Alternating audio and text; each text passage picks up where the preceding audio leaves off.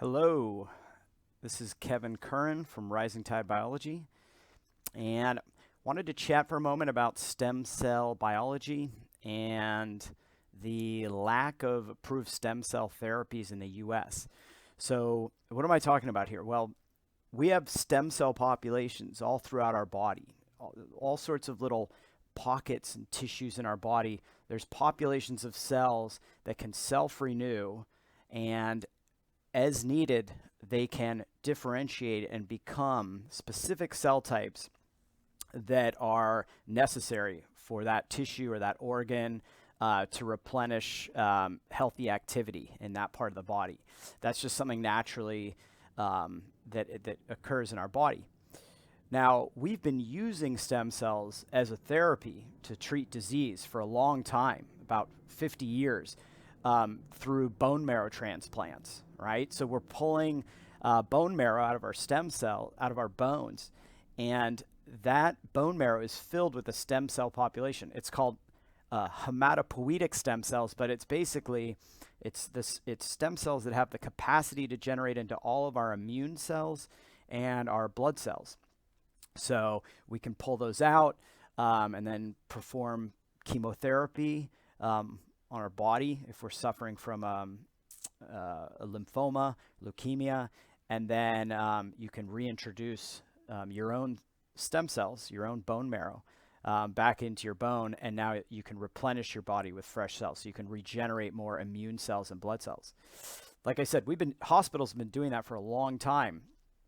Not in an FDA approved context, just in a medical procedure.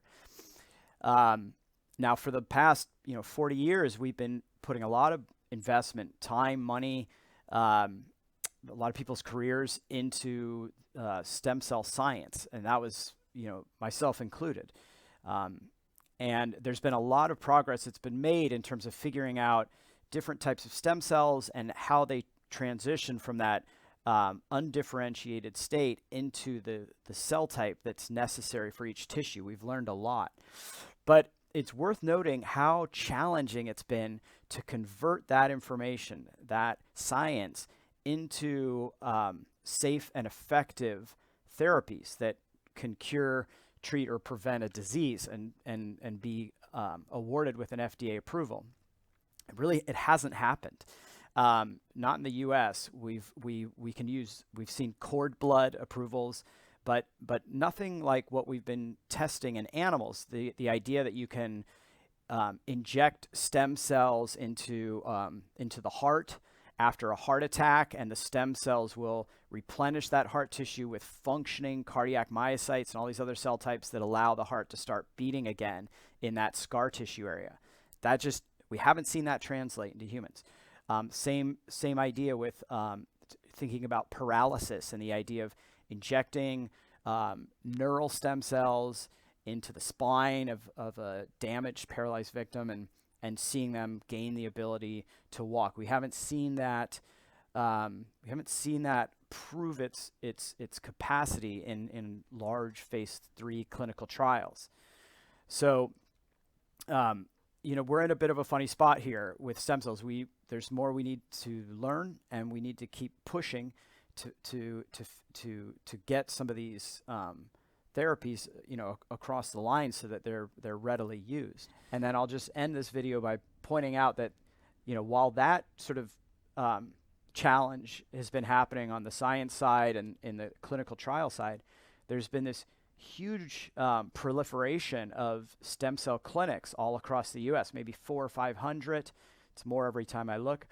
They all offer some form of a stem cell therapy where they're pulling stem cells from one part of your body, doing some processing with centrifuging, and then re-injecting them into another place of your body with the intention of reducing inflammation, relieving pain, discomfort with some kind of a joint or a sports injury. That's become very popular now.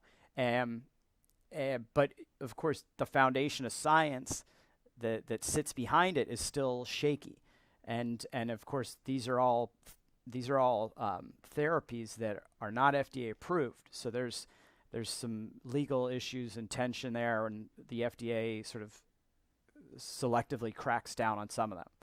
So, you know, you can read about the details of the science and the biology in the article, but the context is interesting. We haven't been able to see this big proliferation of approved stem cell therapies that can modify diseases. But we are seeing a proliferation of non-FDA approved stem cell clinics all across the US. So it's an odd time for stem cell biology. And so stay tuned. This could change in the next coming years. Okay, see ya.